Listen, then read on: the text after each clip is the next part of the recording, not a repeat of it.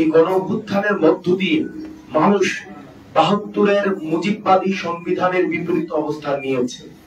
Better late দেন never.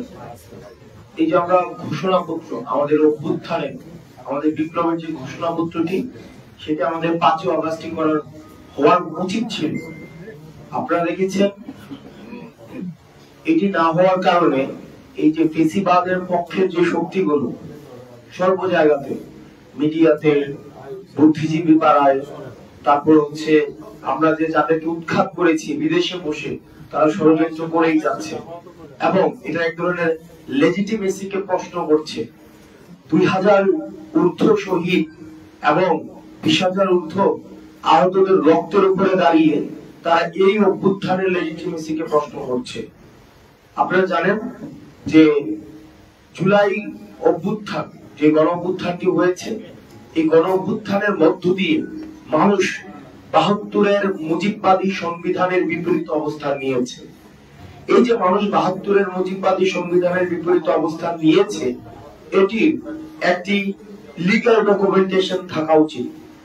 সেই জায়গা থেকে আমরা আগামী ৩১ ডিসেম্বর ২০২৪ বেলা ৩ ঘটিকায় ছাত্র জনতার উপস্থিতিতে ৩১ ডিসেম্বর ২০২৪ এই যে ২৪-এর গণ অভ্যুত্থান, সেটিকে আমরা আমাদের যে গণ আকাঙ্ক্ষা যে আমাদের তৈরি হয়েছে অভ্যুত্থানকে ঘিরে, এবং মানুষ যে স্বপ্নে এই ৭২-এর সংবিধানের বিপরীতে গিয়ে মানুষ যে রাস্তায় নেমে এসেছে, সেটির প্রাতিষ্ঠানিক দালিলিক স্বীকৃতি ঘোষণা করার জন্য আমরা ৩১ ডিসেম্বর ২০২৪ বেলা ৩ ঘটিকায় ছাত্র জনতার উপস্থিতিতে শহীদ মিনার থেকে, যেখান থেকে আমাদের এক দফা ঘোষণা করা হয়েছে, ঠিক সেই জায়গা থেকে আমরা আমাদের প্রক্লেমেশন অফ জুলাই রেগুলেশন আমরা ঘোষণা করব।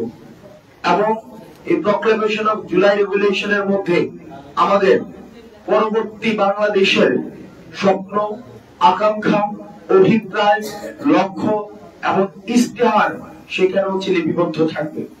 এটি কোনো দলের কোনো প্রক্লেমেশন না, এটি নির্দিষ্ট কোনো শ্রেণীর প্রক্লেমেশন না, বরং আমাদের এই যে ঐতিহাসিক, যে আমরা প্রতারিত একটি প্রজন্ম, ঐতিহাসিক ভাবে আমাদের যে স্বপ্নগুলো ঐতিহাসিক বিভিন্ন স্তরে স্তরে আমাদের বঞ্চিত হয়েছে, আমরা প্রতারিত হয়েছি, এই প্রক্লেমেশনের মধ্য দিয়ে আমাদের এই বঞ্চিতের ধারাবাহিকতা যেন আর না থাকে এবং আমাদের গণমানুষের আশা আকাঙ্ক্ষার যেন প্রতিফলন ঘটে, সেটির একটি ইস্তিহার জনগণের সামনে, জাতির সামনে সেখানে ঘোষণা করা হবে।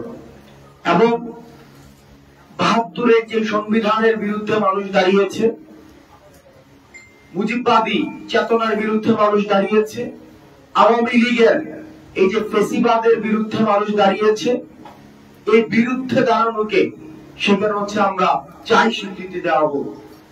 আমরা চাই এই মুজিববাদী সংবিধান কবরস্থ ঘোষণা করা হবে।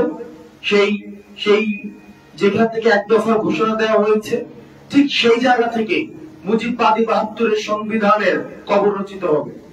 ঠিক সেই জায়গা থেকে আওয়ামী লীগ বাংলাদেশের প্রেক্ষাপটে একটি অপ্রাসঙ্গিক একটি রাজনৈতিক দল, যারা গণমানুষকে মানুষ হিসেবে স্বীকৃতি না দিয়ে নির্যাতন, নিপীড়ন, গুম এবং খুন এবং হত্যার যারা রাজনীতি করেছে, যারা জনগণের বিপরীতে, আশা আকাঙ্ক্ষার বিপরীতে দাঁড়িয়েছে, আমরা প্রত্যাশা রাখছি এই জুলাই প্রক্লেমেশন অফ জুলাই রেগুলেশনে এই নাৎসিবাদী এই দলটিকে সেখান থেকে বাংলাদেশে অপ্রাসঙ্গিক ঘোষণা করা হবে।